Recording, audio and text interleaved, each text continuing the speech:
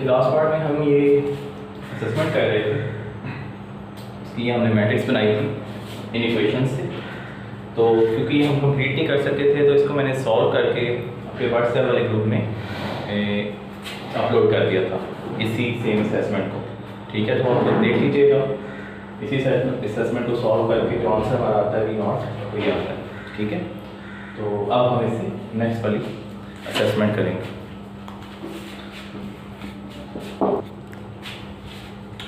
Okay, इसमें हमने V S find करना है और वी नॉट वोल्टेज क्रॉस 10 ओम है और वो क्वेश्चन में हमें गिवन है वी नॉट इज 10 एंगल 30 और हम फाइंड करेंगे input voltage V S ideal transformer का कॉन्सेप्ट यूज़ करते हुए। तो हमें पता है ये N1 होता है और ये N2, तो N जो होता है वो N2 ओवर N1 होता है, दिस इज 1 ओवर 2।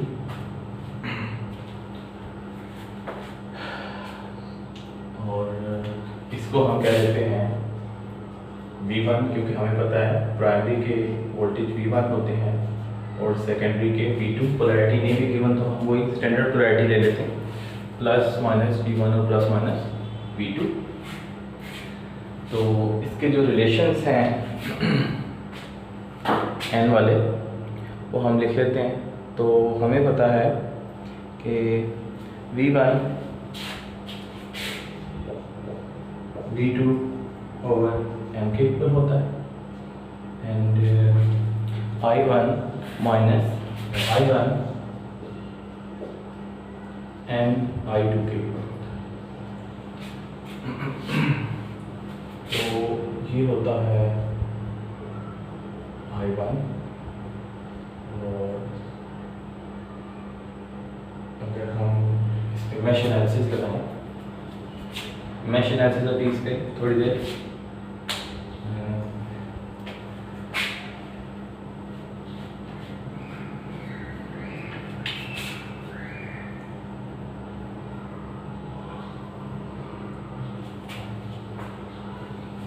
अभी इसमें मैश एनालिसिस लगाते हैं, फिर करंट्स भी डिफाइन करेंगे। बहरहाल जो भी करंट्स होंगे उनका रिलेशन ये बनेगा। अभी हम करंट्स डिफाइन करते हैं और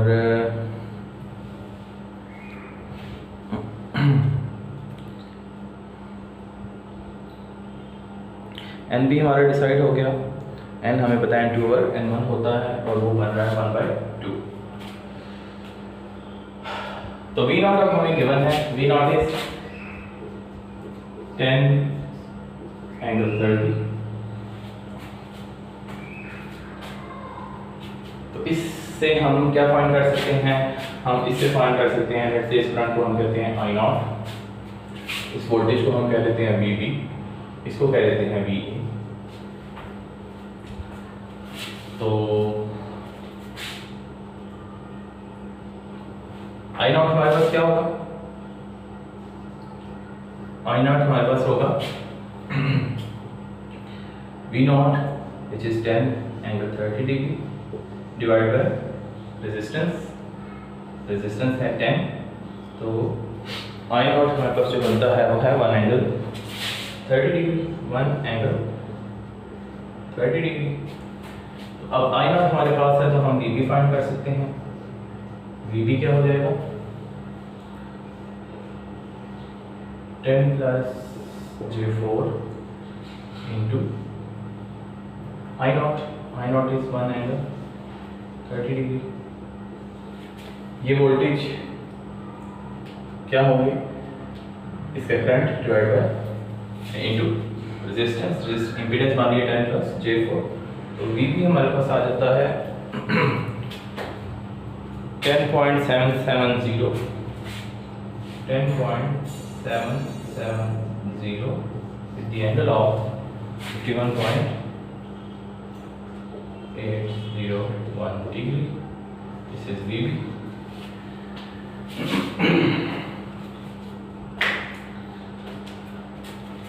नेक्स्ट से इस करंट को हम कहते हैं IB। IB क्या होगा, IB is VB or minus J5, and we know that VB is 10.770 angle 51.801 divided by minus J5, तो IB आपका होगा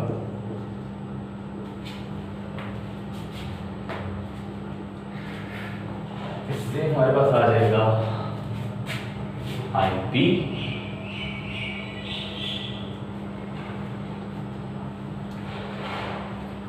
से हमें फायदा क्या होगा? लेट्स से अगर हमने इस करंट को I2 कहा है 2.15 एंगल 141.8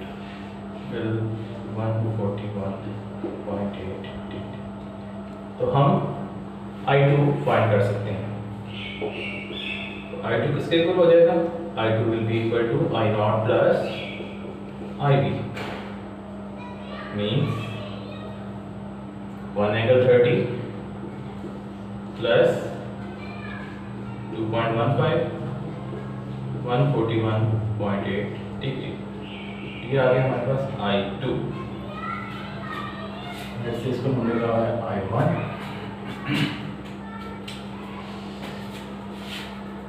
2.00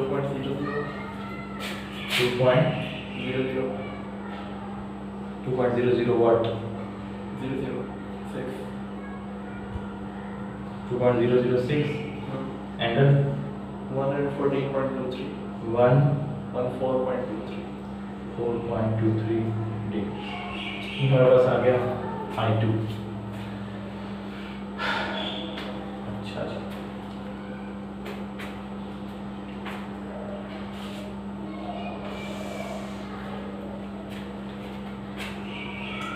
अब हम रिलेशन लिख लेते हैं।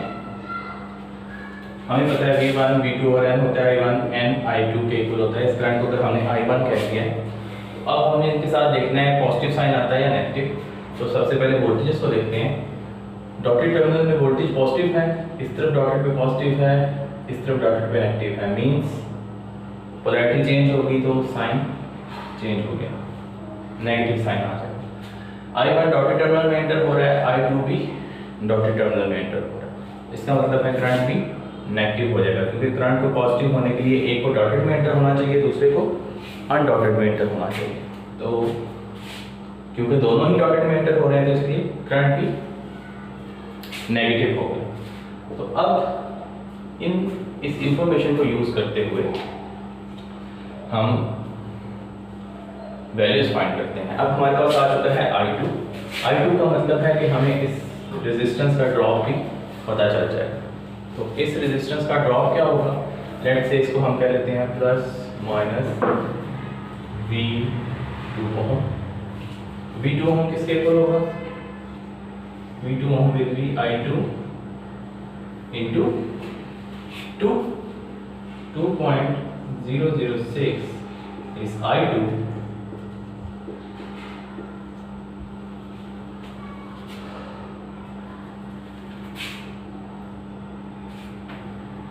into 2।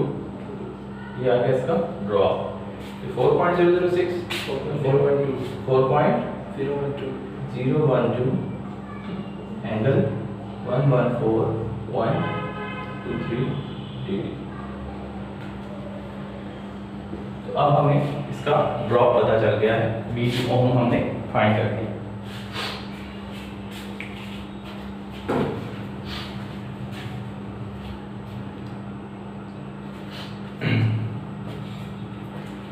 तो अब V2 आ गया हमारे पास, V2 ओम्स। अच्छा, ये हमने नाम कंफ्यूजिंग सा रख दिया क्योंकि ये V2 है, ये V2 ओम्स है। इसको V2 प्राइम कर लें तो बेहतर है ओम की बजाय। दिस इज V2 प्राइम, ठीक है। तो अब हम ये वाला V2 फाइंड करना चाह रहे हैं। अगर हम इस वाले लूप पे KVL लगा दें तो क्या बनेगा? Minus V2 plus V2 prime plus VB is equal to 0। तो V2 किसके इक्वल हो जाएगा? V2 prime plus VB। तो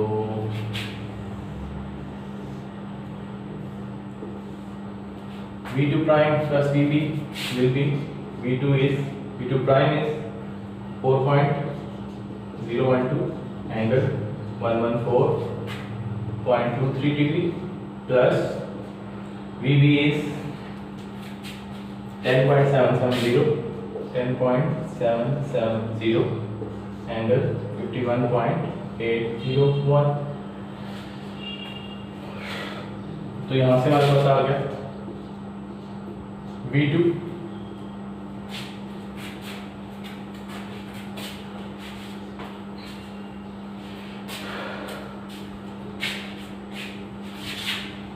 तो जब हमारे पास ये V2 आ जाएगा तो यूजिंग दिस रिलेशन हम V1 फाइंड करेंगे। V1 किससे इक्वल हो जाएगा? V1 will be minus V2 over N over N is 1/2, so V1 will be minus 2 V2 minus 2 V2, ये हमारे पास आ जाएगा V1 and V2 is 13.11 angle 67.53 degrees. So minus 2 into this कितना हो जाएगा?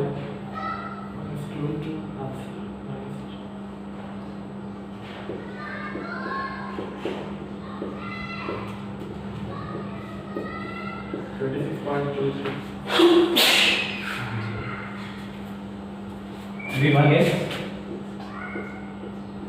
26.23 minus 112.46। ये आ गया हमारे पास V1, ठीक है। V1 भी हमारे पास आ गया। I1 भी हम फाइंड कर सकते हैं यूजिंग दिस रिलेशन, क्योंकि I2 हम फाइंड कर चुके हैं। तो I1 क्या हो जाएगा? I1 will be 1/2 minus 1/2 into I2 is this, ठीक है। तो I2 हम फाइंड कर चुके थे, तो ये रिलेशन यूज करते हुए हमने I1 फाइंड कर लिया। I1 आता है ये। तो अब हमारे पास I1, I2, V1, V2 known है सारे, हमने फाइंड करना है Vs। I1 भी अब हमें पता है, I1 भी पता है, तो हम फाइंड कर सकते हैं VA। V हम कैसे फाइंड कर सकते हैं? Using KVL। अगर इस लूप में हम KVL अप्लाई कर दें तो ये बन जाएगा minus VA plus 4I1 plus V1 equal to 0। तो V1 हमें पता है, यहाँ से हम V फाइंड कर लेंगे। V1 plus 4V1 is VA। V1 is 26.23 with angle minus 112.46 plus 4 into I1, 4 into I1 is 1.003 angle minus 65.77 degrees.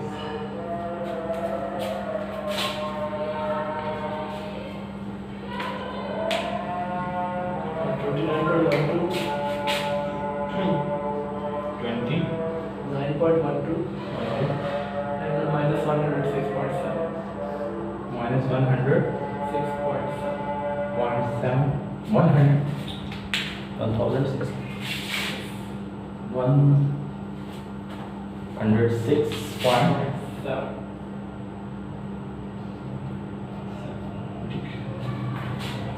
ये आ गया VA। अगर वी ए हमें पता चल गया तो हम आई ए भी फाइंड कर सकते हैं। आई ए क्या हो जाएगा, I A will be V A divided by J5 29.12 divided by -1 J5 V A को J5 से डिवाइड कर देंगे तो आई ए आ जाएगा। आई ए आ गया तो हम टोटल करंट आई फाइंड कर सकते हैं 5.82 5.82 angle of 163.29. 163.29 Yes. This is I A. Yes. ये आई है तो आई इज इक्वल हो जाएगा यूजिंग केसीएल। केसीएल अप्लाई करें तो आई इक्वल हो जाता है आई ए प्लस आई वन के।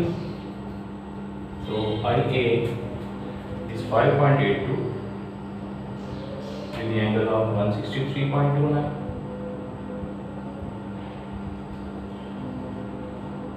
plus I1 is 1.003 angle -65.77 आई आ जाएगा हमारे पास।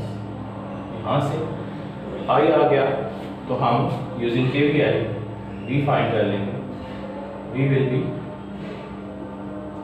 -v plus 2 into I plus VA is equal to 0. So V will be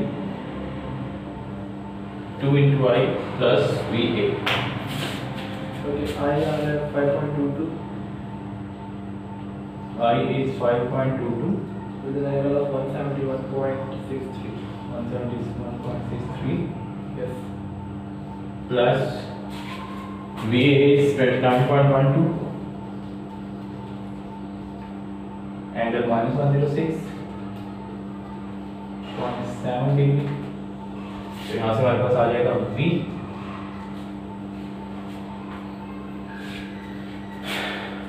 I is this I is 5.22 angle of 171.63 32.33 32.33 angle minus 125.34. ये answer इसका देखना था 32.33 angle minus 125.34. Angle -125.34 degree. तो ये आ गया आपके पास VS और यही आंसर है आपका। V is 32.33 with the angle of -125.34। तो आपने देखा कि हमने इक्वेशंस नहीं लिखी बल्कि सिंपली अब क्यों कह रहे हैं कि ओम्स लॉ यूज करते हुए और केवीएल और केसीएल यूज करते हुए हमने बैकवर्ड ट्रेवर्स किया। वी नॉट नोन था, वी नॉट से हमने आई नॉट फाइंड किया, आई नॉट से फिर हमने वी बी फाइंड किया, वी बी से आई बी फाइंड किया, फिर केसीएल से आई टू फाइंड किया, फिर वी टू। इस तरह हम बैकवर्ड ट्रेवर्स करते रहे और क्वांटिटीज को फाइंड करते रहे। अल्टीमेटली हमने वी एस फाइंड करना था। तो वी एस हमारे पास कितना है, V S is 32.33 the angle of -125.34। तो आई होप कि आपको ये क्लियर हो गया होगा। अब हम अपना नेक्स्ट टॉपिक करेंगे।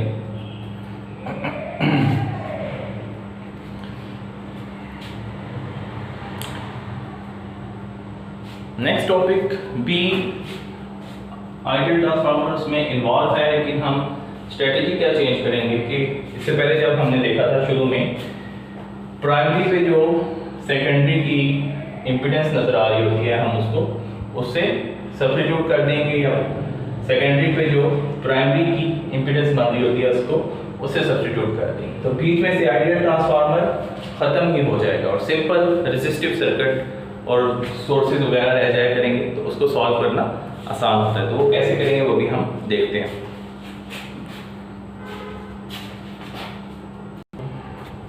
ओके, एक और मेथड है ऐसे सर्किट्स जिनमें आइडियल ट्रांसफार्मर हो उनको सॉल्व करने का कि हम थेवेनिन या नॉर्टन थ्योरम यूज़ करते हैं। और इक्विवेलेंट नेटवर्क फाइंड करके और फिर उस सर्किट को सॉल्व करते हैं जिसमें ट्रांसफार्मर एग्जिस्ट कर रहे हैं। तो जैसे कि ये सर्किट है आपके सामने जनरल सा, इसमें V1 V2 डिफाइन है, I1 I2 डिफाइन है, इनपुट C1 C2 इनपुट पे सोर्स आउटपुट पे सोर्स है। तो इसके लिहाज से जो ये रिलेशन बन रहा है डॉट, सॉरी मैं डालना भूल गया डॉट लोकेशन में, डॉट प्लेस। तो आप देखते हैं कि V1 पॉजिटिव साइन बनेगा, दोनों डॉटेड टर्मिनल पे पॉजिटिव है, एक करंट डॉटेड में एंटर हो रहा है, दूसरा अनडॉटेड में एंटर हो रहा है, तो करंट भी पॉजिटिव होगा। और n हमारा होता है n2 ओवर n1, तो ये बनता है n = n। अब कहता है कि अगर हम इस पॉइंट 2 डैश पे अगर इक्विवेलेंट सर्किट फाइंड करें इसका 2 और 2 डैश पे, यहाँ से मीन्स 2 और 2 डैश से इसको ओपन करें तो क्या बन जाएगा सर्किट?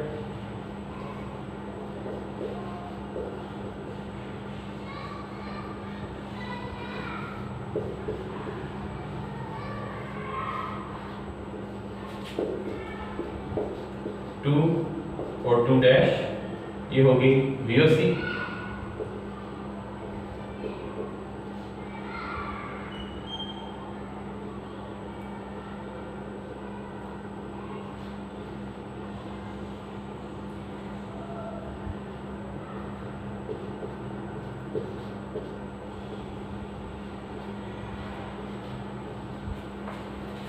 तो अगर हम इसको यहाँ से ब्रेक करें 2 और 2 डैश से, तो इन टर्मिनल पे जो वोल्टेज है वो VOC होती है, ये हमें पता है, ऐसा होता है थेवेनिन थ्योरम में। तो अगर आप इस लूप की इक्वेशन लिखें I1 की, let's say this is I1 and this is I2, तो आपको नजर आएगा कि ये इक्वेशन बनती है VS1 = I1 Z1 plus V1। दूसरा I2 देखिए आप, सेकेंडरी का जो करंट है वो 0 है, क्यों? क्योंकि सर्किट ओपन है। अगर I2 0 है तो इस रिलेशन के मुताबिक I1 is n I2 which is 0, so I1 भी 0 होगा। तो अगर I1 0 है तो इस इक्वेशन में अगर आप I1 को 0 पुट कर दें तो VS1 इक्वल बन जाती है V1 के, VS1 = V1, और सेकेंड रिलेशन के मुताबिक V1 is VS1, सो ये क्या बन जाएगा? VS1 = V2 ओवर n और V2 = n VS1, V2 = n VS1। ठीक है, एक तो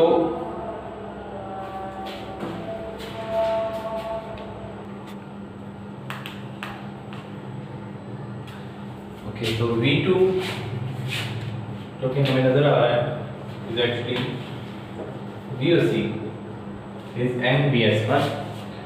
दूसरा हम इन टर्मिनल्स पे Z थेवेनिन फाइंड करते हैं, तो Z थेवेनिन जब हम फाइंड करेंगे तो वोल्टेज सोर्स शॉर्ट हो जाएगा, यहाँ पर सिर्फ रह जाएगा Z1,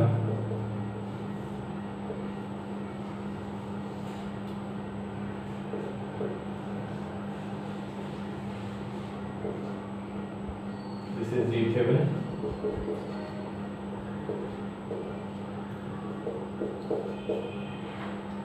Z1। लेफ्ट साइड पे जो इम्पीडेंस हमें नजर आ रही है वो है Z1, और जब हम शिफ्ट करेंगे सेकेंडरी को बाय टर्न रेशो, प्राइमरी को जब हम सेकेंडरी में रिफ्लेक्ट करेंगे, तो इससे पहले हमने वो फार्मूला ड्राइव किया हुआ है शुरू में, आपको याद होगा, जो Z1 ZL n² आया था जब हमने रिफ्लेक्ट किया था प्राइमरी को सेकेंडरी में, सेकेंडरी को प्राइमरी में रिफ्लेक्ट करते हैं। तो जो फर्स्ट लेक्चर है उसमें आप देखिएगा, हम आउटपुट इम्पीडेंस को in terms of input impedance या इनपुट इम्पीडेंस को in terms of output impedance लिखते हैं। तो इसमें आउटपुट क्या बन रही है, जी लोड जो है वो जी थेवेनिन बन रही है और जी1 ही है इनपुट। तो जब हमने इसको रिफ्लेक्ट किया तो जी थेवेनिन किसके इक्वल बन जाएगा, उसी फार्मूला उसी डेरिवेशन को देखते हुए वो बन जाएगा n² जी1 equal here Z load is Z Thevenin. ठीक है, जी लोड आउटपुट पे ही लगा होता है ना। तो जब हमने प्राइमरी को सेकेंडरी में रिफ्लेक्ट किया तो उस रिलेशन को यूज करते हुए जो जी थेवेनिन बन रहा है वो n² जी1 बन रहा है। तो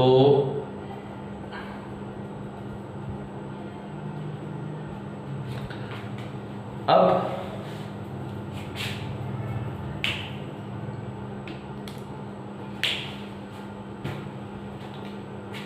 जो इक्विवेलेंट नेटवर्क होता है थेवेनिन वो क्या होता है, V open circuit and Z Thevenin.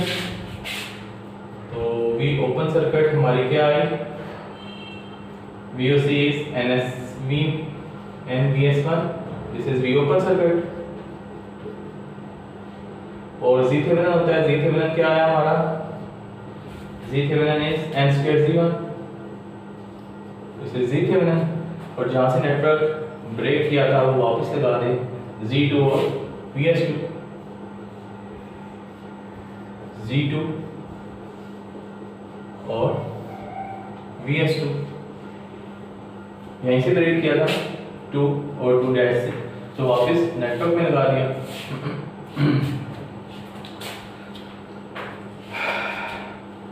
ये पॉइंट कौन से थे, 2 और 2 डैश।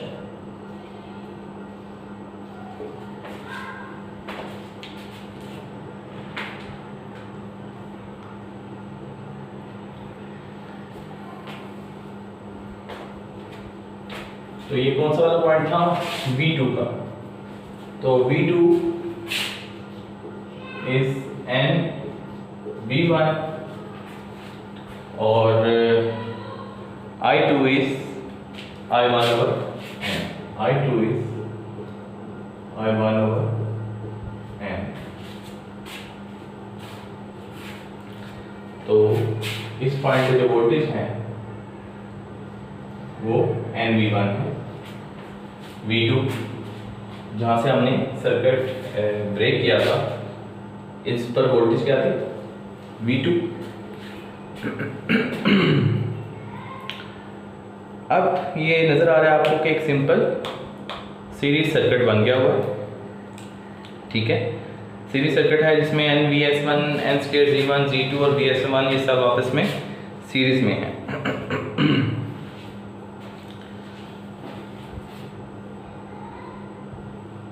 अच्छा, आपने किस पार्ट को ट्रांसफॉर्म किया है, बेसिकली Z2 और VS2 वैसे ही आ गए हैं, Z2 और VS2 वैसे ही आ गए हैं, और इनपुट की तरफ आपका इक्विवेलेंट नेटवर्क आ गया जिसे आप कह रहे हैं VOC NVS1 और Z थेवेनिन n² Z1 है। तो जो Z2 और VS2 में से करंट पास कर रहा था वो कौन सा था, I2। तो बेसिकली जो इस लूप में, अब इस सिंगल लूप में जो करंट पास कर रहा होगा वो I2 होगा। ठीक है, जो Z2 और VS2 में से पास कर रहा था। जब ये नेटवर्क इक्विवेलेंट आ गया तो इसमें से जो करंट पास कर रहा है वो I2 है। और इस पॉइंट के वोल्टेज जो है वो V2 nV1 है। इसी तरह सिमिलरली हम क्या कर सकते थे, हम ये कर सकते थे कि बजाय हम इसको यहाँ से ब्रेक करते, हम इसको 1 और 1 डैश से ब्रेक करते। जब हम इसको यहाँ से ब्रेक करेंगे तो होगा क्या कि ये एज इट इज रह जाएगा VS1 और Z1, VS1 और Z1 एज इट इज रह जाएगा, और दूसरी तरफ इसकी जगह इक्विवेलेंट नेटवर्क आ जाएगा। तो इसकी जगह इक्विवेलेंट नेटवर्क आएगा, उसको हम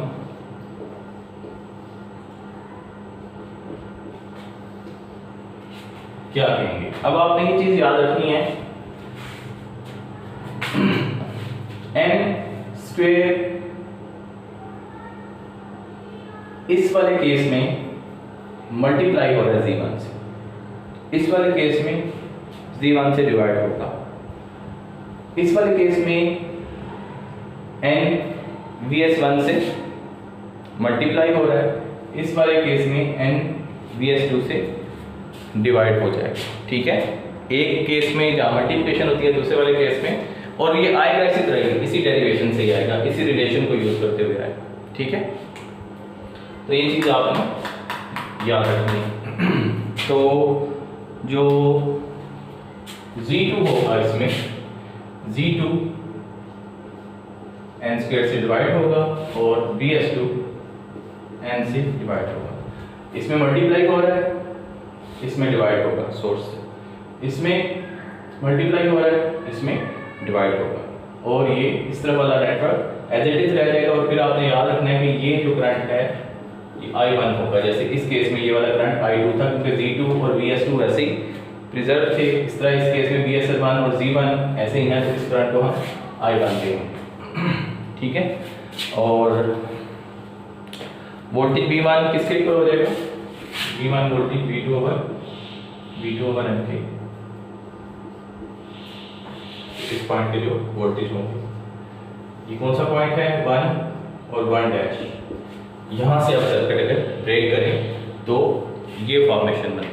ठीक है, एक डेरिवेशन हमने कर ली है इस पार्ट के लिए, इसके लिए करें तो ये वाली फॉर्मेशन बनेगी। आप दोनों में से कोई भी एक एट अ टाइम कर सकते हैं, आपकी मर्जी। आप प्राइमरी को सेकेंडरी में रिफ्लेक्ट कर लें या सेकेंडरी को प्राइमरी में रिफ्लेक्ट कर लें। तो दोनों केसेस में आपने याद रखना है कि ये रिलेशन कैसे बनेंगे। ठीक है, इसमें हमने सेकेंडरी से ब्रेक किया तो ये रिलेशन बनता है। ठीक है, प्राइमरी से ब्रेक किया तो ये बनता है। ठीक है, ये चीज़ आपने याद रखनी है। ये ना हो कि आप ब्रेक यहाँ से करें, या तो प्रॉपर ड्राइव कर लें हर दफ़ा, लेकिन अगर आपने सर्किट डायरेक्ट ये वाले यूज़ करने हैं तो फिर आपको याद होना चाहिए कि ये किस फॉर्मेशन के लिए है और ये किस फॉर्मेशन के लिए। आप ये डायरेक्ट यूज़ कर सकते हैं।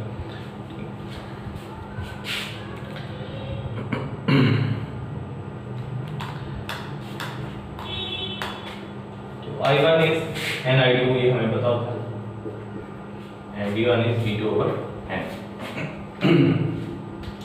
तो ये भी एक मेथड है ऐसे सर्किट्स को सॉल्व करने का जिसमें आइडियल ट्रांसफार्मर्स एग्जिस्ट कर रहे हो। तो इसकी एग्जांपल करेंगे तो ये ज़्यादा क्लियर हो जाएगा।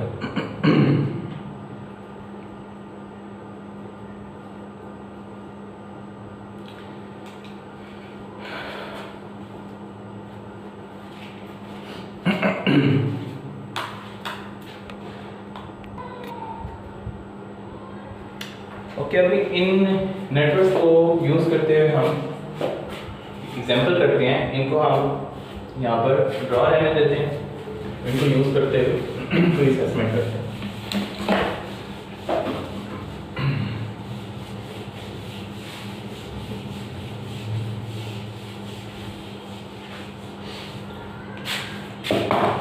से ये एग्जांपल है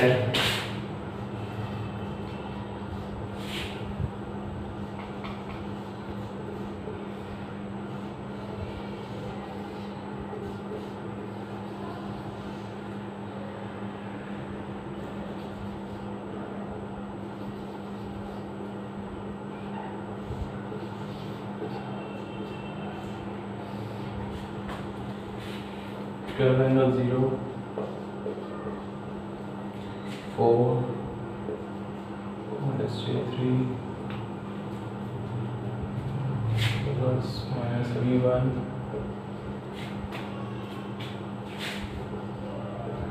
minus V2 12J4 48 angle 30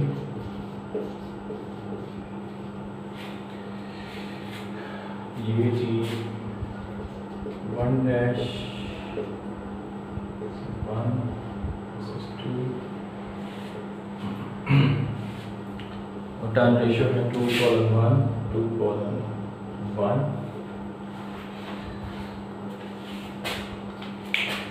तो ये ट्रांसफार्मर हमें पता है आइडियल ट्रांसफार्मर है। अब हम इसको सॉल्व करते हैं।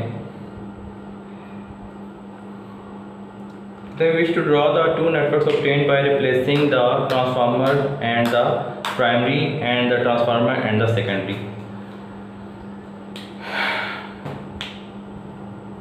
हम नेटवर्क ड्रॉ करना चाह रहे हैं जिसमें हमने प्राइमरी को सेकेंडरी से रिप्लेस किया हो और सेकेंडरी को प्राइमरी से रिप्लेस किया हो, तो हम दोनों इक्विवेलेंट नेटवर्क ड्रॉ करेंगे। अब आपने इस चीज़ का ख्याल रखना है, वो बात आपने याद रखनी है कि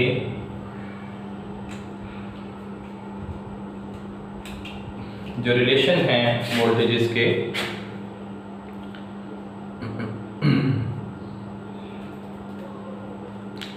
वो हम पहले भी पढ़ चुके हैं कि अगर दोनों डॉटेड टर्मिनल पर वोल्टेज पॉजिटिव है तो n पॉजिटिव आता है, और अगर एक पे पॉजिटिव है एक पे नेगेटिव है, दोनों डॉटेड या अनडॉटेड पे पॉजिटिव है तो साइन रिलेशन में पॉजिटिव आता है। वो कौन सा साइन है? V1 और V2 is equal to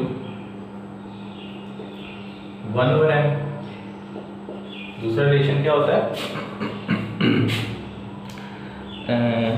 n1/n2 I1/I2 is equal to I1/I2 is equal to n। ठीक है, तो n के साथ पॉजिटिव और नेगेटिव साइन क्या होता है ये हम पहले पढ़ चुके हैं। जब दोनों वोल्टेज डॉटेड या अनडॉटेड पे पॉजिटिव हों तो इस रिलेशन में पॉजिटिव आता है। एक करंट डॉटेड में इंटर हो रहा हो, दूसरा डॉटेड से आउट हो रहा हो तो इस रिलेशन में पॉजिटिव आता है, और वाइस वर्सा जो है वो नेगेटिव साइन क्रिएट करेगा दोनों रिलेशन में। ठीक है, तो अब अगर हम इनके इक्विवेलेंट नेटवर्क ड्रॉ करें, ये चीज़ आपने याद रख लेनी है कि मैं साइड पे लिखूँ। Let's say V1 is V2 over n and I1 is n I2। इधर अब मैं सर्किट ड्रॉ करता हूँ। तो जब हमने नेटवर्क ड्रॉ किया था 2 और 2 डैश से, उसका इक्विवेलेंट ये बना था। ठीक है, तो अब आप कंपेयर कर लें कि इस नेटवर्क में Z1 क्या बन रहा है। ठीक है, क्योंकि हमने Z1 के साथ n² मल्टीप्लाई कर दिया था और VS1 के साथ n मल्टीप्लाई कर दिया था। तो आपको नजर आ रहा है कि ये Z1 बन रहा है। ठीक है, और ये VS1 बन रहा है। तो हम इसको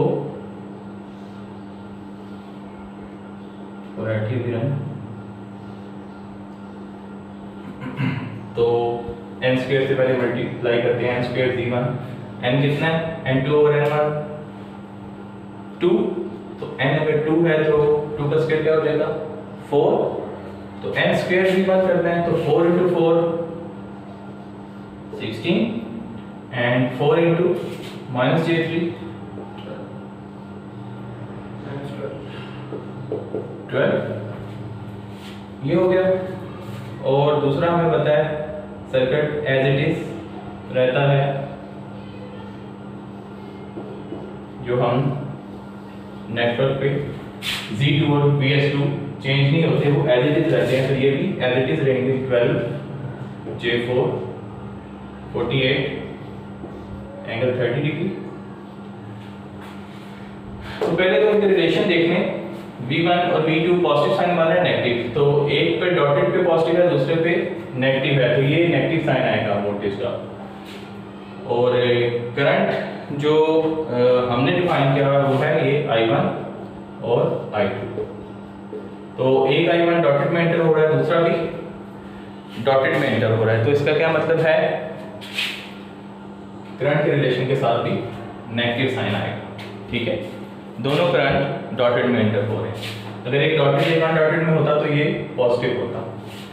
तो क्योंकि हमने n से मल्टीप्लाई करना है, तो अब इस वाले केस में जो हमारा n है उसके साथ नेगेटिव का साइन आ रहा है।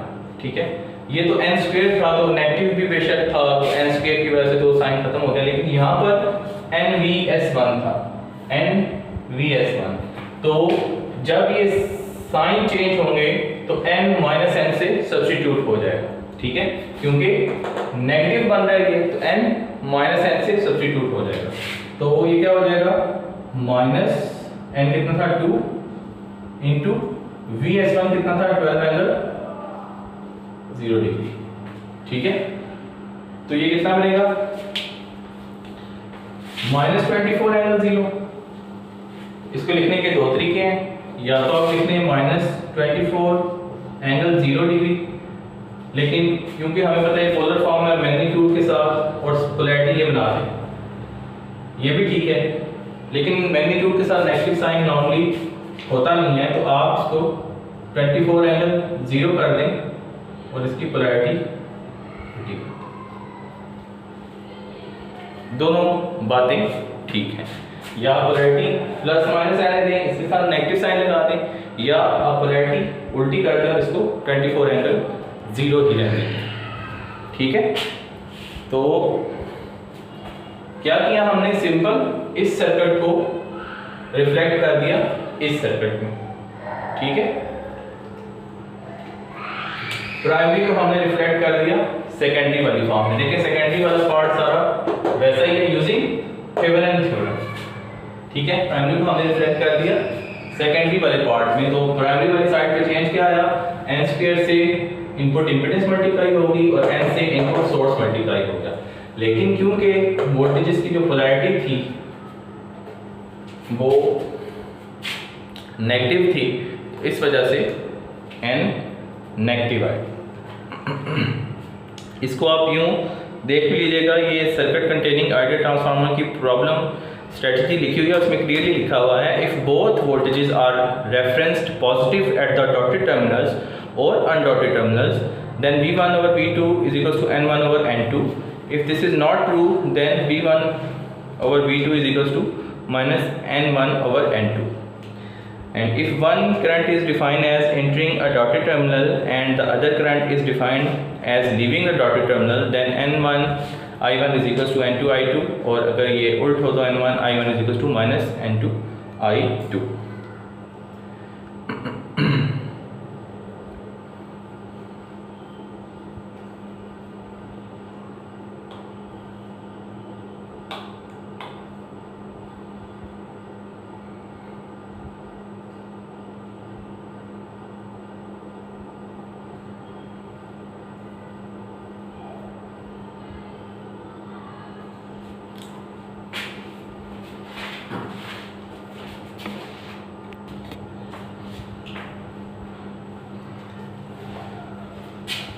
अच्छा, ये जो रिलेशन है V1 और I1 का, इसमें तो कोई चेंज नहीं है, ये बिल्कुल वैसा ही है, माइनस के साइन कब आएंगे। एक छोटी सी चीज़ आपने याद रखनी है, जो कि सिर्फ ऐसे सर्किट्स में जिनमें आप रिफ्लेक्ट करेंगे प्राइमरी में को सेकेंडरी में या सेकेंडरी को प्राइमरी में, कि जब भी ये डॉट रिवर्स होंगे, जब भी ट्रांसफार्मर में ये डॉट रिवर्स पोजीशन पे हो, ठीक है, मींस एक ऊपर है तो सेकेंडरी में नीचे है, या सेकेंडरी में ऊपर है प्राइमरी में नीचे है, तो हमेशा n नेगेटिव n से सब्स्टिट्यूट होगा। डजंट मैटर कि V1 क्या है, V2 क्या है, I1 की डायरेक्शन क्या है, I2 की डायरेक्शन क्या है, ठीक है। अगर तो ये रिवर्स हैं तो आपने हमेशा n को नेगेटिव n से सब्स्टिट्यूट करना है। जैसे कि इस केस में रिवर्स हैं तो हमने n को नेगेटिव n से सब्स्टिट्यूट किया। इन रिलेशन के लिए वही चीज़ें हैं जो आपको पहले से आप पढ़ चुके हैं, लेकिन अगर डॉट रिवर्स हैं तो आपने इक्विवेलेंट सर्किट में सब्स्टिट्यूशन करते वक्त हमेशा n को माइनस n से सब्स्टिट्यूट करना है, ये बात आपने याद रखनी है, ठीक है। तो इस केस में भी हमने, क्योंकि रिवर्स में थे, n को माइनस n से सब्स्टिट्यूट किया, और जो करंट फ्लो कर रहा है वो क्या है, I2, इस लूप में I2 करंट फ्लो कर रहा है, और इस पॉइंट पे जो वोल्टेज है तो हमें पता है क्या है, V2। तो इस पॉइंट पे जो वोल्टेज कैलकुलेट होंगे वो V2 होंगे, इस लूप में जो करंट फ्लो कर रहा है वो I2 है। तो अगर I2 आ जाए तो हमारे पास I1 आ जाता है, अगर V2 आ जाए तो हमारे पास V1 आ जाता है। तो हम दोनों I2 I1 और V2 V1 इससे फाइंड कर सकते हैं, ठीक है। दूसरा ये तो हमने प्राइमरी को रिफ्लेक्ट किया था। अब अगर सेकेंडरी को रिफ्लेक्ट करें तो उसके लिए ये सर्किट है, ठीक है। इसको देखते हुए हम सेकेंडरी को रिफ्लेक्ट करते हैं, प्राइमरी को हम नहीं चाहेंगे, प्राइमरी को एज इट इज रहने देते हैं। सोर्स था 12 एंगल 0 का, 4 की रेजिस्टेंस थी, -j3 था। अगला सर्किट जो है वो रिफ्लेक्ट होगा।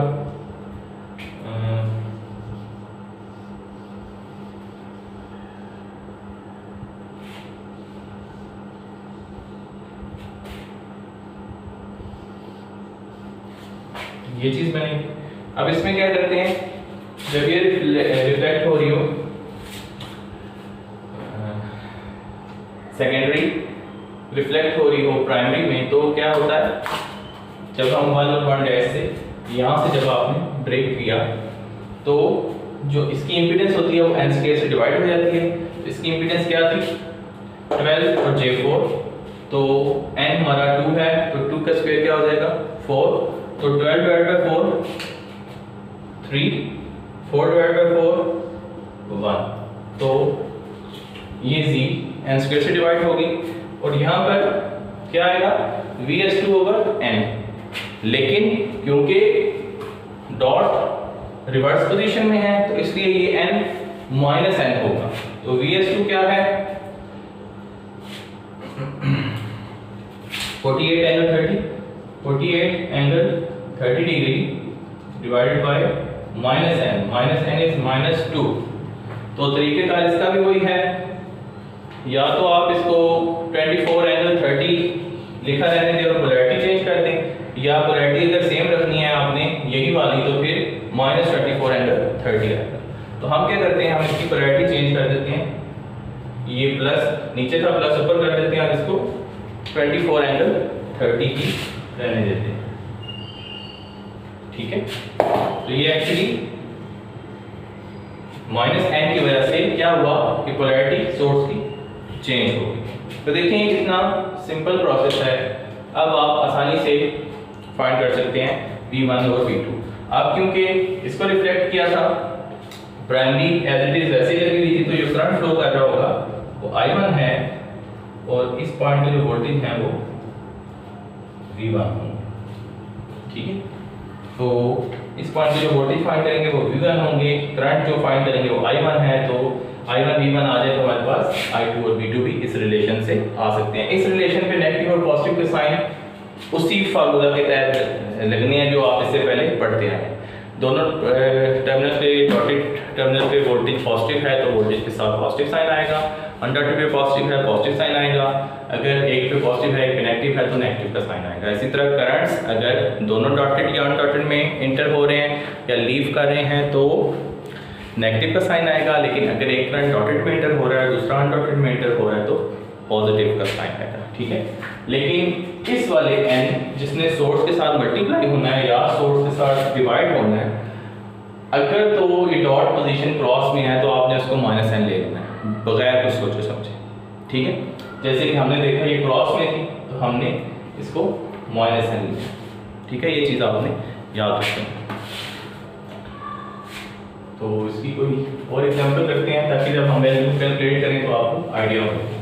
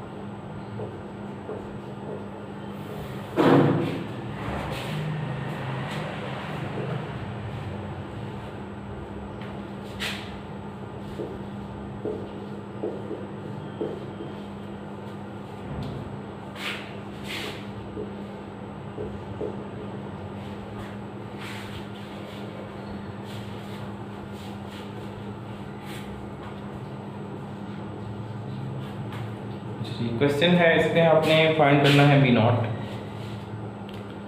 तो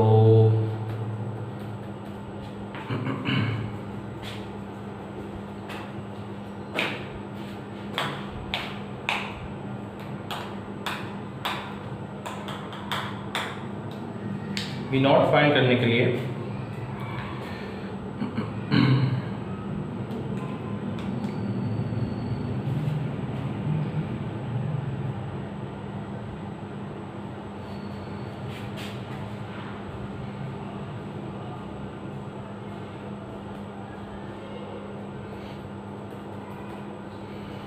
हम रिफ्लेक्ट करेंगे प्राइमरी को सेकेंडरी में या सेकेंडरी को प्राइमरी में।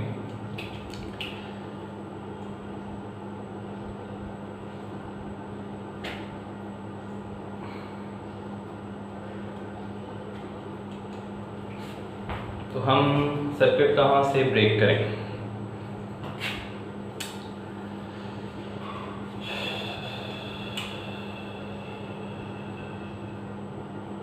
तो अब क्योंकि ये एग्जाम्पल है और एग्जाम्पल में उन्होंने जो सर्किट ब्रेक किया हुआ है वो प्राइमरी वाली साइड से ब्रेक किया है, ठीक है, और सेकेंडरी वाली साइड को एज इट इज़ रहने दिया, प्राइमरी को रिफ्लेक्ट कर दिया है सेकेंडरी में। तो क्योंकि ये एग्जाम्पल में हुआ है तो हम ऐसा करते हैं कि हम सेकेंडरी वाली साइड से ब्रेक करते हैं। तो ये वाली एग्जाम्पल ऑलरेडी हुई है तो दूसरे वाले से हम कर लेंगे तो दोनों तरह से एग्जाम्पल हो जाएगी। ये एग्जाम्पल है 10.10। उन्होंने प्राइमरी से ब्रेक किया है, हम करते हैं इसको सेकेंडरी से ब्रेक।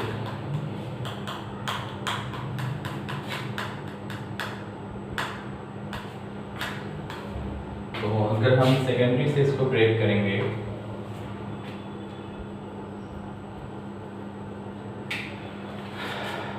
इन पॉइंट से 2 और 2 डैश से, तो इस सर्किट क्या बन जाएगा?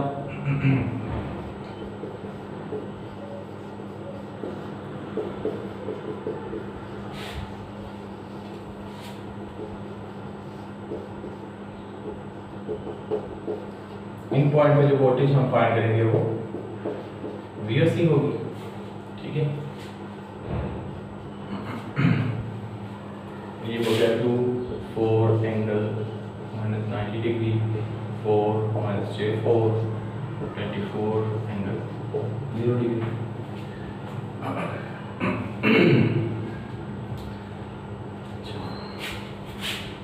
पहले अब हमें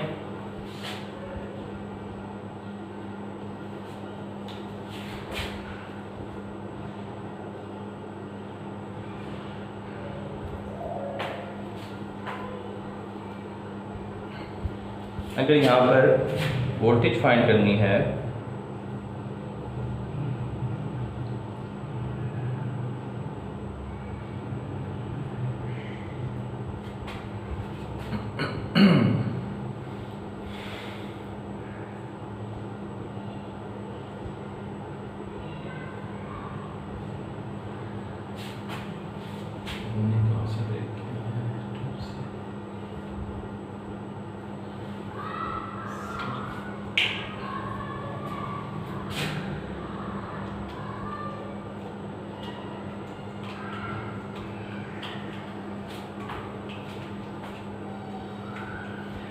राइट साइड वाला नेटवर्क ही इतना सिंपल है कि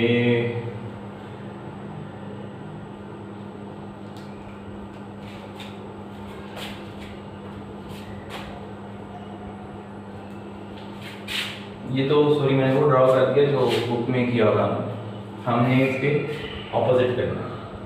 अच्छा, ये वो है जो उन्होंने बुक में उन्होंने यहाँ से ब्रेक किया इन पॉइंट से। अब हमें जो इक्विवेलेंट फाइंड करना है वो एक्चुअली ऐसा नहीं था, हमने इसको ब्रेक करके साइड पे कर दिया इस वाले पार्ट को।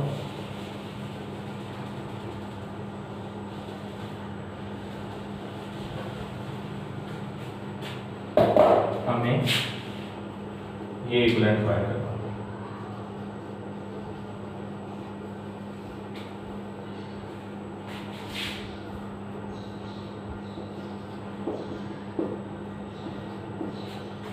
तो पॉइंट तो हम कर लेंगे इसका इक्विवेलेंट और इसको सर्किट में वापस ले जाएंगे और सर्किट द्वारा कॉम्प्लिकेटेड बन जाएगा, लेकिन प्रॉब्लम ये है कि हमने तो V नॉट फाइंड करना। तो अगर हमने V नॉट फाइंड करना है और V नॉट है वोल्टेज अक्रॉस 2 ओम रेजिस्टर, तो अगर मैं इसको रिफ्लेक्ट करूंगा तो फिर ये 2 ओम रेजिस्टर नहीं रहेगा, ये चेंज हो जाएगा। तो हम नहीं चाहते कि ये रेजिस्टेंस चेंज हो। क्यों? क्योंकि हमने इसके क्रॉस वोल्टेज फाइंड करनी है। तो इस वजह से हमें दूसरी वाली साइड को ही रिफ्लेक्ट करना चाहिए, क्योंकि हमने V नॉट फाइंड करनी है जो कि क्रॉस 2 है। अगर मैं इसको चेंज करूंगा, इसको फार्मूला लगाऊंगा, इसको n² से डिवाइड या मल्टीप्लाई करूंगा तो ये रेजिस्टेंस चेंज हो जाएगी। तो हमने रेजिस्टेंस चेंज नहीं करनी, क्योंकि हमने तो 2 ओम के क्रॉस वोल्टेज फाइंड करनी है। तो जो नेचुरल है वो हमें वही करना चाहिए जो बुक में उन्होंने किया है कि हम इस वाले नेटवर्क को साइड पे कर देते हैं यहाँ से ब्रेक करके और इसकी VOC फाइंड करते हैं।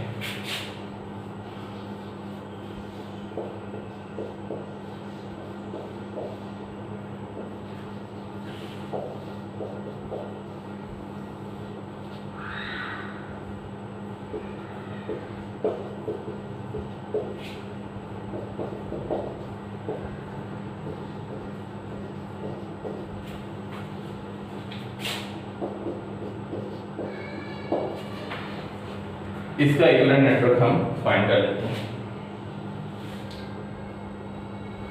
तो इसका इक्विवेलेंट नेटवर्क कैसे फाइंड करें?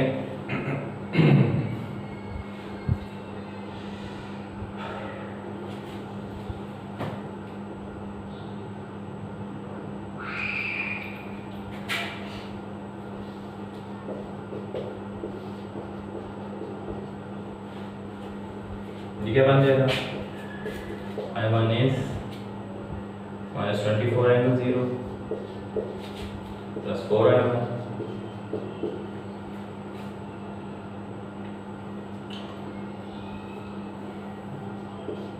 plus I1 minus I2 into minus J4 equal to 0। I2 क्या हो जाएगा? minus J4 I2 minus I1 plus 4 angle minus 90 degree plus 2 I2 plus VOC is equal to 0। Here we can see that I2 is actually 0 क्योंकि open circuit है। इसको substitute कर दें, I1 वाली equation क्या बन जाएगी?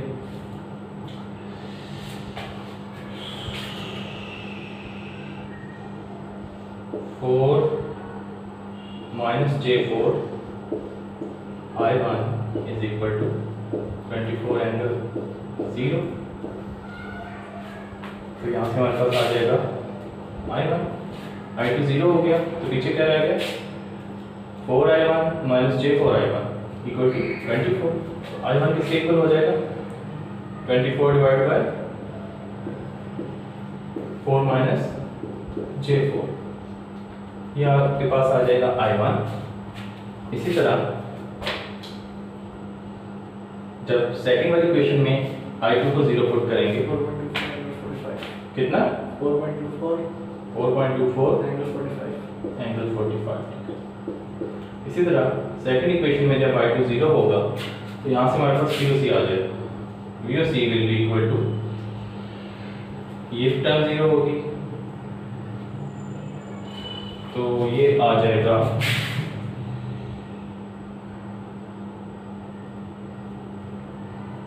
VOC minus J4 plus J4 I1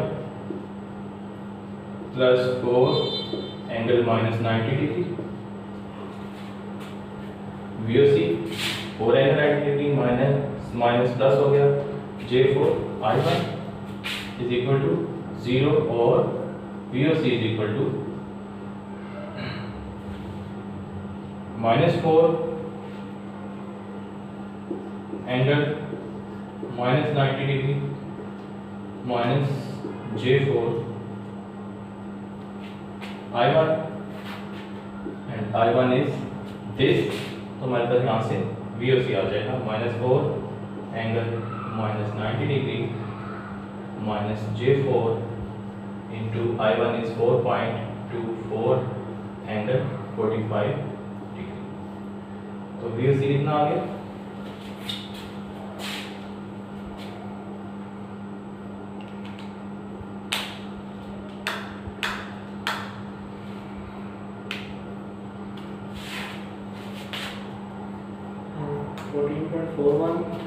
-14.41 minus 33.68 33.68 degree, ये आपके पास आ गया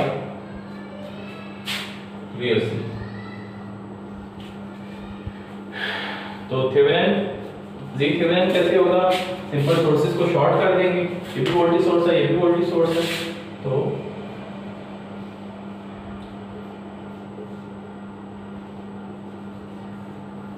ये हो जाएगा Thevenin, this is 2 minus J4 and 4, so Thvenin is 2 plus minus J4 into 4 minus J4, so Thvenin कितना आता?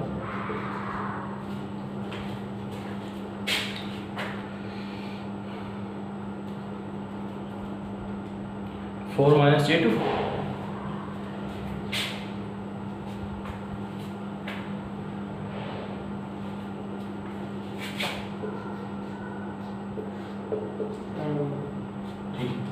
Thvenin आ गया 4 माइनस J2। तो अब हम इक्विवेलेंट नेटवर्क ड्रॉ कर लेते हैं। इक्विवेलेंट नेटवर्क इसकी जगह इक्विवेलेंट नेटवर्क आ जाएगा और secondary as it is connected हो जाएगी। तो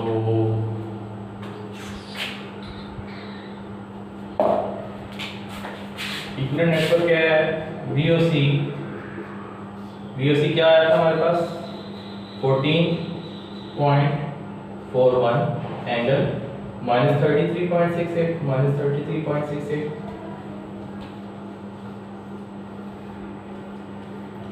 ठीक है। और Thvenin क्या आया? 4 माइनस J2, ठीक है। ये वो पॉइंट है जहाँ से हमने नेटवर्क ब्रेक किया था। सेकेंडरी वाला पार्ट एज इट इज आ जाएगा 2 J3 2 J3 और 2। तो अब आपको क्लियर हो गया होगा कि हमने इसको ट्रांसफॉर्म क्यों नहीं किया, क्योंकि आप देखें जब हमने इसको वापस कनेक्ट किया तो ये सिंपल 2 एज इट इज आ गया। अब हम V0 फाइंड कर सकते हैं। तो इस सर्किट का जो करंट है, क्योंकि सेकेंडरी एज इट इज थी, तो ये I2 होगा और इस पार्ट के वोल्टेज V2 होंगे, ठीक है। तो I2 आप फाइंड कर लें। I2 किसके इक्वल होगा? Total voltage divide by total impedance. तो I2 आ जाएगा आपके पास 14.41 minus 33.68 divided by 4 plus 2 6 plus 4 plus 2 plus 2 sorry 8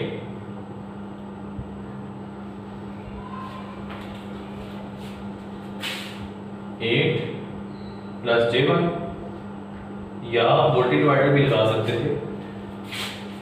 V0 आपका इस केस में इक्वल हो जाएगा 2 इंटू I2 के, या अगर आप वोल्टेज डिवाइडर रूल लगाते तो V0 इक्वल हो जाना था 2 divided by all sum 8 plus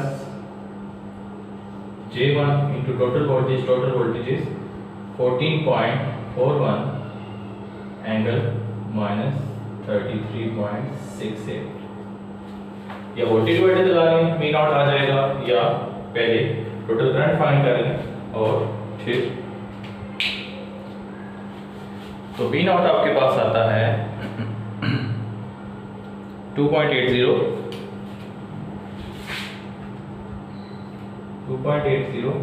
check करो, V नॉट 160.35।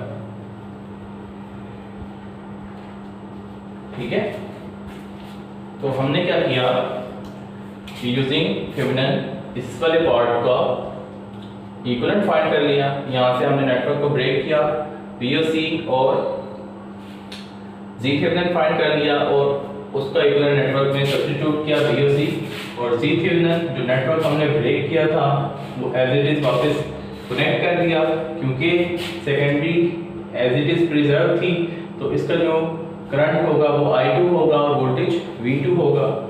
तो उस करंट को हमने यूज करते हुए 3.57 into -14 ये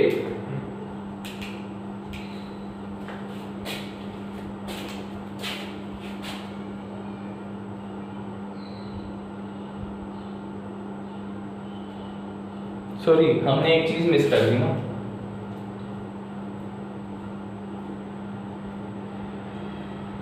हमने एक चीज मिस कर दी।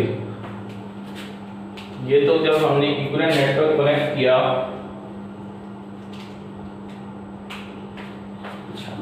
सॉरी, हमने इसको भी रिफ्लेक्ट भी करना है। अच्छा देखिए, ये अब मिस्टेक हो जाती है, हमने एक कॉमन मिस्टेक कर दिया, क्या कि अभी हमने इक्विवेलेंट नेटवर्क फाइंड किया और उसको डायरेक्टली इस फॉर्म में लिख दिया, ऐसा नहीं था। अभी तो हमने इस पार्ट का इक्विवेलेंट नेटवर्क फाइंड किया था, तो ये एक्चुअली ऐसे आना था।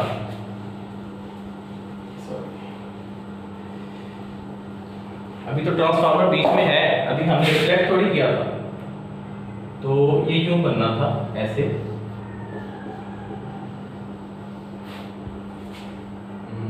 क्या था 1 2, ये था V1, ये था V2। ठीक है, इस वाले पूरे नेटवर्क की जगह हमने एक सोर्स और एक इम्पीडेंस दिया है। अब ये Z1 बन गई, अब ये Z1 के तौर पे बिहेव करेगी, ये सोर्स 1 के तौर पे बिहेव करेगा। ठीक है, तो हमने ये पार्ट बीच में से स्किप ही करके और हमने डायरेक्ट वो फॉर्मेशन बना दी। ऐसा नहीं है, पहले आइडियल ट्रांसफार्मर आएगा, अब इसको रिफ्लेक्ट करेंगे, वही आपके ज़हन में सर्किट्स होंगे उसको यूज करते हुए। तो अब मुझे ये मिटाना पड़ रहा है, मैं चाह रहा था कि एक ही बोर्ड पे हो जाए, जिसकी वजह से ये मिस्टेक भी होगी।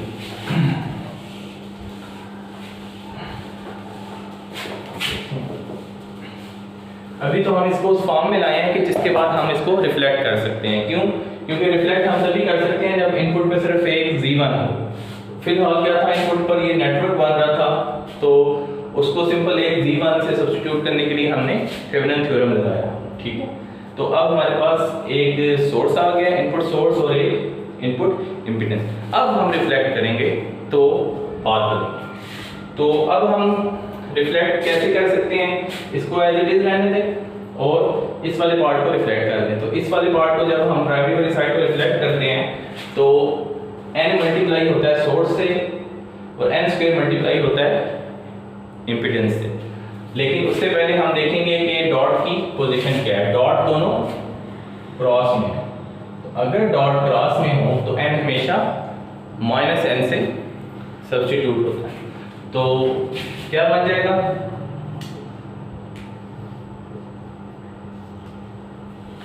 इसकी पोलैरिटी चेंज हो जाएगी क्योंकि ये -n से मल्टीप्लाई होगा।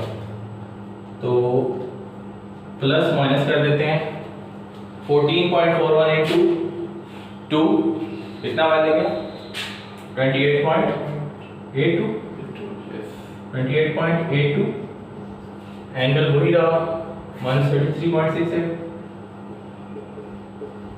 और रेजिस्टेंस ये n स्क्वायर से मल्टीप्लाई होती है, तो 4 इंटू 4 16 4 इंटू 2 J8। अब बाकी फॉर्म एज इट इज आ जाएगी।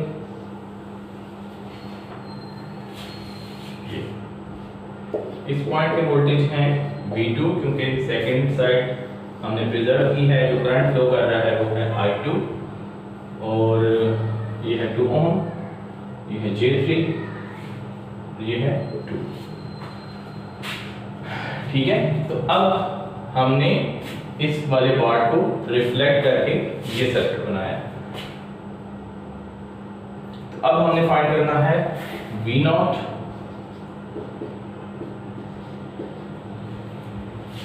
तो पहले I2 फाइंड कर लें। I2 किसके इक्वल हो जाएगा, I2 या बल्कि सीधा वोल्टेज डिवाइडर रूल लगाएं। वोल्टेज डिवाइडर में V0 इक्वल हो जाएगा 2 डिवाइडेड बाय 2 + 2 + 16 20 J8 और J3 ये रहेंगे माइनस J5 और टोटल वोल्टेज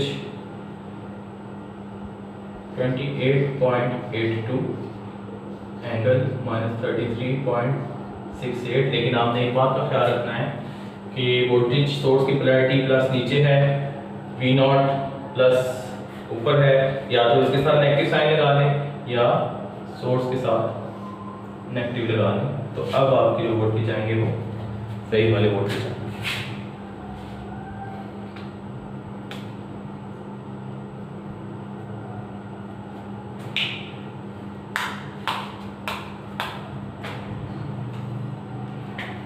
तो ये आते हैं 2.80 एंगल 160.35।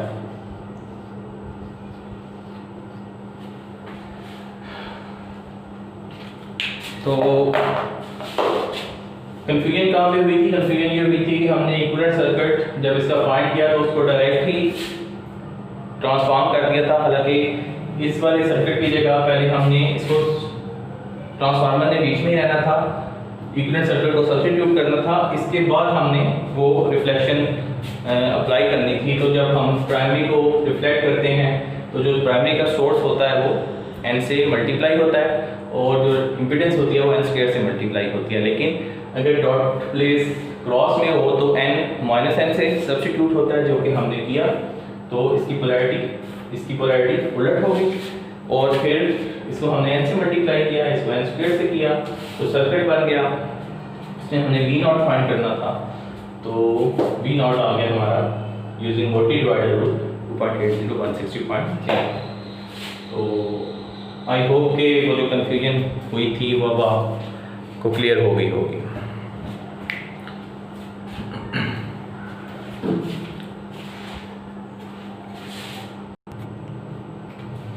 अच्छा, एक और असेसमेंट है आपकी 10.16 है, इसमें V0 फाइंड करना। तो ये बिल्कुल वैसी ही है जिसको हम डायरेक्टली इस फॉर्म में है कि डायरेक्टली रिफ्लेक्ट कर सकते हैं क्योंकि ये आइडियल ट्रांसफार्मर है। तो Z1 इसकी बन रही है 2 - J2 और सोर्स 1 बन रहा है 12 का। क्योंकि दोनों डॉट क्रॉस में नहीं है तो n पॉजिटिव होगा। हम क्या करते हैं कि इसको जब कन्वर्ट करते हैं तो n से मल्टीप्लाई करते हैं सोर्स 1 को, वो हो गया 24, n² से मल्टीप्लाई करते हैं Z1 को तो 4 × 2 8, 4 × -J2 J8 और इस वाली फॉर्म को एज इट इज हम लगा देते हैं। तो हमने 4 और 2 को यहाँ पर कनेक्ट कर दिया। तो V0 फाइंड करना था, V0 हमने डायरेक्ट लगाया वोल्टेज डिवाइडर क्योंकि ये दोनों सोर्सेज हैं। प्लस जब प्लस से कनेक्ट हो तो वो सब्ट्रैक्शन होती है। तो ये 24 वोल्ट का सोर्स था, ये 4 का था, तो 24 में से 4 सब्ट्रैक्ट हुआ तो टोटल जो पूरे सर्किट को वोल्टेज मिल रहा है वो 20 है। वोल्टेज डिवाइडर कहता है कि जिसके क्रॉस वोल्टेज फाइंड करनी हो वो resistance divided by total impedance into total voltage बनती है 20। तो V0 बनता है 3.12 एंगल 38.65। तो आई होप कि आपको क्लियर हो गया होगा।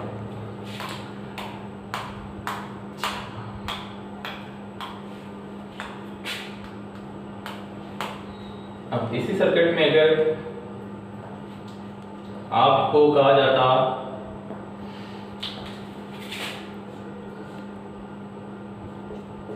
वी बी फाइंड करें, let's say V B find करने का कहा जाता, तो हम क्या करते,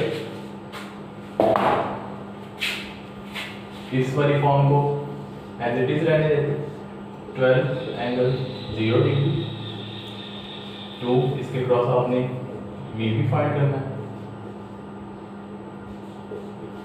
और रिफ्लेक्ट करते सेकेंडरी वाले पार्ट। सेकेंडरी वाले पार्ट कैसे रिफ्लेक्ट होता है कि सोर्स एन से डिवाइड होता है और रेजिस्टेंस एन स्क्वायर से मल्टीप्लाई होती है। तो 4 है अगर सोर्स, तो एन से डिवाइड होने के बाद क्या रह जाएगा, 4 डिवाइड बाय 2 एंगल 0, और इम्पीडेंस 2 है तो एन स्क्वायर से मल्टीप्लाई 4 से मल्टीप्लाई होगी तो क्या रह जाएगी 8। ठीक है, तो अब इधर जो करंट फ्लो कर रहा होगा वो I1 होगा, क्योंकि हमने इसको नहीं छेड़ा। वी भी हमने फाइंड करना है, वी भी सेम उसी फार्मूला के तहत वोल्टेज डिवाइडर के तहत इक्वल होगी 2 डिवाइडेड बाय टोटल इम्पीडेंस क्या बन रही है, J2 है, 210 माइनस J2 और टोटल वोल्टेज क्या बन रही है इनटू 10 एंगल 0, क्योंकि 12 माइनस 2 टोटल वोल्टेज, तो ये आपकी आ जाएगी V। तो इसमें हमने इस तरफ वाला पार्ट रिफ्लेक्ट किया, तो आई होप कि आपको ये क्लियर हो गया होगा।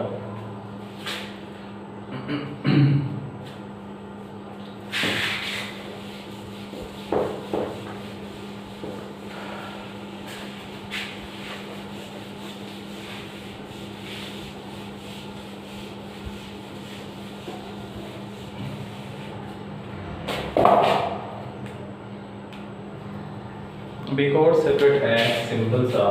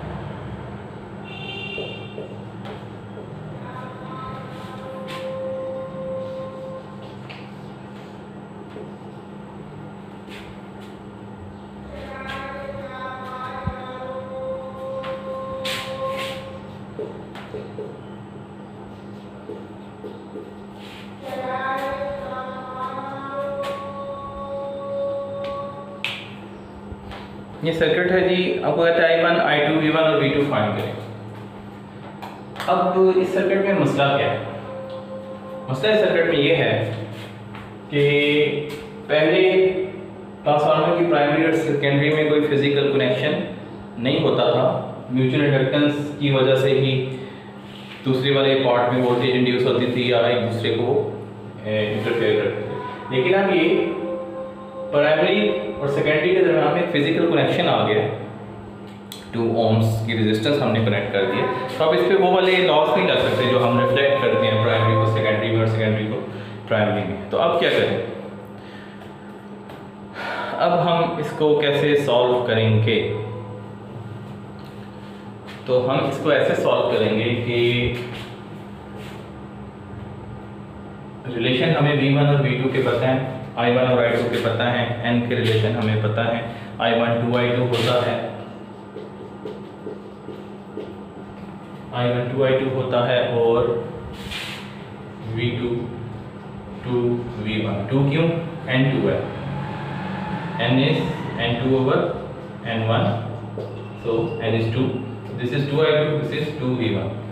अब इनकी पोलैरिटी देखते हैं, दोनों डॉटेड टर्मिनल में वोल्टेज पॉजिटिव है, पॉजिटिव का साइन आएगा, एक करंट डॉटेड में एंटर हो रहा है, दूसरा डॉटेड से आउट हो रहा है, करंट भी पॉजिटिव होगा।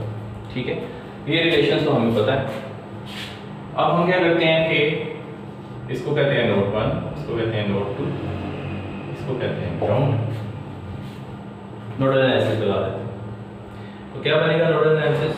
Voltage at node 1 will be V is actually V1, voltage at node 2 is actually V2, so V1 minus 10 over 2 plus V1 minus V2 over 2 plus इस तरफ का करंट क्या है? I1 is equal to 0। ये current I1 out हो रहा है यहाँ से। सेम नोड 1, नोड 2 पे क्या बनेगा? नोड 2 पे बन जाएगा V2 minus V1 over 2 plus V2 over J2 minus I2 is equal to 0। Incoming current है I2 इक्वल टू 0 हो गया। अब या सारे V1 और I1 को I2 में कन्वर्ट कर दें एक इक्वेशन में, या V2 को I1 में V1 में कन्वर्ट कर दें। किन रिलेशन को यूज करते हैं? इन रिलेशन को यूज करते हैं। तो होगा क्या? दो इक्वेशन और दो अननोन रह जाएंगे। तो लेट्स से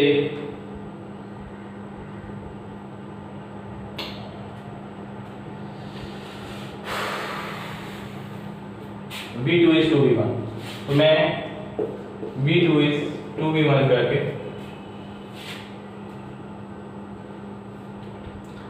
और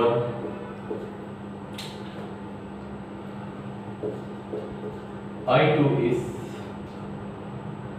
I1 over 2 इनको इक्वेशन में पुट कर देता हूँ। तो जो मेरे पास वैल्यू रह जाएगी वो दो इक्वेशन और दो अननोन की फॉर्म में रह जाएगी। तो फर्स्ट इक्वेशन में एक पुट करो, V1 as it is running V1 minus 10 divided by 2 plus V1 minus V2 is actually 2V1 substitute किया divided by 2 plus I1 is equals to 0। ये हो गया सारी V1 I1 की फॉर्म में आ गई। तो उसी में जाएं, V2 is 2V1 minus V1 divided by 2 plus V2 is 2V1 over J2 minus I2 is I1 over 2 is equal to 0। अब ये दोनों इक्वेशन V1 और I1 की फॉर्म में कन्वर्ट हो चुकी हैं, मींस दो इक्वेशन और दो वेरिएबल। तो ये आराम से सॉल्व हो सकता है। इन दो इक्वेशंस को आप सॉल्व करेंगे तो आपके पास V1 और V2 आ जाएगा। I1 आता है 5 एम्पियर, I2 आता है 2.5 एम्पियर। I1 आता है 5 एम्पियर, I2 आता है 2.5 एम्पियर। इसको सॉल्व करें और V1 आता है 105 एंगल 63, V2 आता है 2/5 एंगल 63। ठीक है। तो अगर ऐसा सर्किट आ जाए जिसमें प्राइमरी और सेकेंडरी आइडियल ट्रांसफार्मर की उसके दरमियान में फिजिकल कनेक्शन मौजूद हो, जैसे कि नज़र आ रहा है फिजिकली ये कनेक्टेड है, तो फिर आप वो वाला मेथड यूज़ नहीं करेंगे, सिंपल जो मैश एनालिसिस वगैरह आप करते हैं, और ना ही आप वो रिफ्लेक्ट कर सकते हैं इसको। तो फिर आप क्या करेंगे? आप नोडल एनालिसिस यूज़ करेंगे। ठीक है। इसी से रिलेटेड असेसमेंट है इसी टाइप की, तो वो आपने खुद सॉल्व कर लेनी है, वो भी आसान सी है। तो बस आपको बात ये पता होना चाहिए कि अगर इस टाइप का क्वेश्चन आ जाए जिसमें प्राइमरी सेकेंडरी फिजिकली कनेक्टेड हैं तो आपने क्या करना है, तो उसका ये सॉल्यूशन है।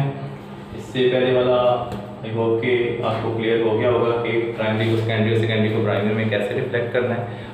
वो बाज़ अगर सर्किट आसान हो तो वो बहुत ही ज़्यादा सिंपल मेथड बन जाता है। अगर सर्किट थोड़ा सा कॉम्प्लिकेटेड हो, जैसे हमें थेवेनिन थ्योरम लगा के इक्विवेलेंट नेटवर्क फाइंड करना पड़ा था, तो वो भी लेंथी हो सकता है। तो आपको जो भी बेस्ट मेथड लगता है, जो आपको जिसकी जिस पर ज़्यादा ग्रिप है आप भी आप वो यूज़ करके सर्किट को सॉल्व कर सकते हैं। तो यहाँ पर ये 10 चैप्टर जो है ख़त्म हो गया और अब हम नेक्स्ट लेक्चर में लैप्लास ट्रांसफॉर्म स्टार्ट करेंगे। तो आई होप कि ये आपको क्लियर हो गया। अगर कोई क्वेश्चन है तो आप व्हाट्सएप के ग्रुप में या टीम्स पे मुझसे पूछ सकते हैं।